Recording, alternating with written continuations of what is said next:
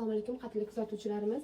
Biorezonans diagnostikamizda birinchi navbatda aniq asorat emas, sabablar ko'rinadi va o'sha sabablarga ko'ra biz bemorimizga o'sha sabablarni bartaraf qilish uchun maxsus programmalar tuzib beramiz.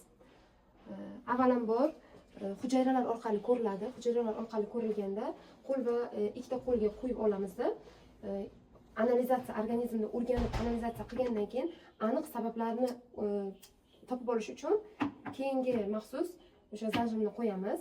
Undan tashqari boshqa holatlar bilan, nevrologik holatlar bilan, ruhiy holatlar bilan bog'liq yokida bo'lmasa hazm sistemasi bilan bog'liq holatlarda biz ikkinchi, uchinchi maxsus o'sha qo'yib analiz qiladigan jarayonlarimizni qo'yib ko'ramiz. Xullas bizda 11 xil yo'nalishda 25 ta organni aniq sabablarni ko'rsatadigan maxsus integrativ diagnostika apparatimiz bor va diagnostika apparatimiz shu oyning oxirigacha chegirma narxlarda 400 ming so'm.